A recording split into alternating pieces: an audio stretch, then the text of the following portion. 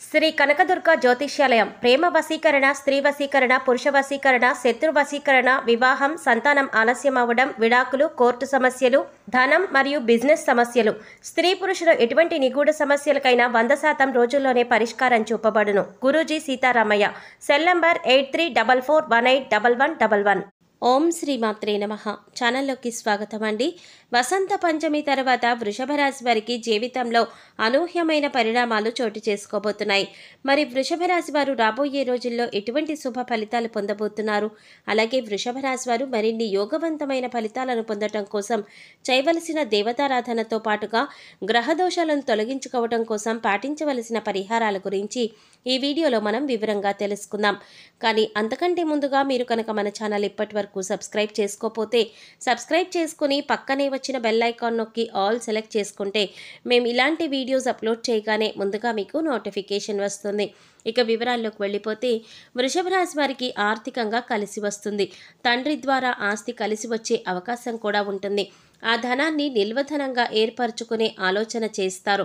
మీరు చేపట్టిన ప్రతి పనిని కూడా విజయవంతంగా పూర్తి చేస్తారు. ముఖ్యంగా ఈ రాశిలో ఉన్నటువంటి స్త్రీలు మీ నోటితో ఏది చెప్తే అది జరుగుతుంది. అది మంచైనా చెడైనా మీ జీవిత భాగస్వామి యొక్క సహాయ సహకారాలతో గృహానికి సంబంధించినటువంటి విలువైన గృహోపకరణ వస్తువులను కొనుగోలు చేసే అవకాశం సూచిస్తోంది. ఇక వృషభ రాశిలో ఉన్నవారు పిల్లలు ఎక్కడున్నా సరే దూర ప్రాంతాలలో చదువుతూ ఉంటే వారు పరీక్షల్లో ముందున్నారని, వారి సహ ఉద్యోగుల కంటే కూడా వీరు తెలివైన వారనే మాటలు మీ చెవిన పడటం వంటివి జరుగుతాయి. ఇది మీ మానసిక ఆనందానికి కారణమవుతుంది. ఇక ఇటువంటి శుభవార్తలనేది ఎవరి వయసుకు తగ్గట్లుగా, అంటే ఎవరి ఏజ్ గ్రూప్కి తగ్గట్లుగా వారికి ఫలితాలు ఉంటాయి. కొంతమంది పిల్లలలో చూసుకున్నట్లయితే ఈ రాశిలో ఉన్నవారు దుర్వ్యసనాలకు దూరంగా ఉంటూ తల్లిదండ్రుల యొక్క ప్రేమను కలిగి ఉంటారు. కుటుంబ సభ్యులతో ఆప్యాయతతో సంతోషంగా కాలాన్ని గడుపుతారు. చదువులపైన శ్రద్ధ కలిగి ఉంటారు. ఇక ఈ రాశిలో ఉన్న ఉద్యోగస్తులకు గొప్ప పేరును సంపాదించుకోవాలని, ఉన్నత స్థానాన్ని చేరుకోవాలని ఉత్సాహాన్ని కలిగి ఉంటారు. కానీ ఏదో తెలియని ఆటంకాలు అడ్డుపడుతూ ఉంటాయి. మీపై చెడు దృష్టి ప్రభావం ఉందని పెద్దలు చెప్తూ ఉంటారు. అయితే వాటిని తొలగించుకొని చిన్న చిన్న ప్రయత్నాలు చేస్తూ ఉండండి. కానీ దీని గురించి మీ పనులు ఆగిపోయాయి అనే భావన నుంచి బయటికి రండి. అటువంటివేమీ ఆలోచించకండి. దైవం అండ మీకు ఎల్లప్పుడూ ఉంటుంది. మీ ఇష్టదైవ నామస్మరణ ఎల్లప్పుడూ చేస్తూ ఉండండి. ఎంతో కాలంగా ప్రమోషన్స్ లేక ఉద్యోగంలో కోరుకున్న చోటికి బదిలీ అవ్వక ఎవరైతే ఎదురు చూస్తున్నారో వారందరికీ కూడా శుభవార్తలు వినే అవకాశం ఉంటుంది. ప్రమోషన్స్ వచ్చే అవకాశం ఉంటుంది. అలాగే ఉద్యోగంలో మీరు కోరుకున్న చోటికి బదిలీ అవుతారు. రైతులకి కూడా అనుకూలమైనటువంటి సమయంగా చెప్పుకోవచ్చు. ఇక రాజకీయ పరంగా చూసుకున్నట్లయితే రాజకీయ నాయకులకు అయిష్టంగా కొన్ని పదవులు చేపట్టవలసి వస్తుంది. ఇక ఈ పదవి చేపట్టకపోతే రాజకీయంగా మనుగడ ఉండదు అనే భావనతో ఆ పదవిని చేపట్టవలసి వస్తుంది. ఉద్యోగస్తులకి కూడా ఇటువంటి ఒక పరిస్థితి ఎదురవుతుంది. పై అధికారుల నుంచి ఎటువంటి సమాచారం అందక మానసిక ఆందోళన చెందుతూ ఉంటారు. కాంట్రాక్ట్ వ్యాపారస్తులకు అనుకూలమైనటువంటి కాలంగా చెప్పుకోవచ్చు. గ్రహాల యొక్క అనుకూలత వల్ల వృషభ రాశిలో ఉన్న వృత్తి వ్యాపారస్తులకు, అలాగే విద్యార్థులకు, ఇంకా ఈ రంగంలో ఉన్న వృషభ రాశి వారికి చాలా బాగా కలిసి వస్తుందనే చెప్పుకోవచ్చు. వసంత పంచమి తర్వాత అనుకూలమైనటువంటి కాలంగా గోచరిస్తోంది. ఎవరికీ కూడా మీ చేతుల మీదుగా అప్పు ఇవ్వవద్దు. మీ స్థాయికి మించి ఆస్తులు అమ్మి అప్పు ఇవ్వడం వల్ల మీరు నష్టాలను కొని తెచ్చుకున్నట్లే అవుతుంది. ఆరోగ్యం పట్ల శ్రద్ధ పెట్టండి. సమయానికి పోషకాహారం కలిగినటువంటి ఆహారాన్ని ప్రణాళికాబద్ధంగా తీసుకోండి. అలాగే ఈ రాశిలో ఉండే స్త్రీలకు కడుపుకి సంబంధించిన సమస్యలు తలెత్తే అవకాశం ఉంది. ధైర్యంగా ఉండండి. అలాగే ఈ రాశిలో ఉన్న కొంతమంది జ్వరంతో బాధపడుతూ ఉంటారు. అయితే ఈ నెలలో ఉత్తరార్థంలో, అంటే వసంత పంచమి తర్వాత వృషభ రాశి వారికి చిన్నపాటి అనారోగ్యం చేసే అవకాశం కూడా ఉంటుంది. వైద్యుల దగ్గరికి వెళ్ళినప్పటికీ కూడా ఆరోగ్యం పెద్దగా మెరుగుపడకపోవచ్చు. అందుకోసం ఆరోగ్యం పైన శ్రద్ధ పెట్టండి. ఇక ధనం ఉంది కదా అని ఎవరికి పడితే వారికి డబ్బు ఇచ్చి మీరు ఇబ్బంది పడకండి. అలాగే అప్పు ఎవరికి ఇవ్వకండి. మీ దగ్గరలో ఉన్న డబ్బుతోనే జీవితాన్ని గడుపుతూ సంతృప్తిగా జీవించండి. ఎప్పుడూ కూడా ఇతరులను బాధ పెట్టేటటువంటి పనులు చేయకండి. కుటుంబంలో ఉన్న వారిని ఇష్టంతో చూడండి.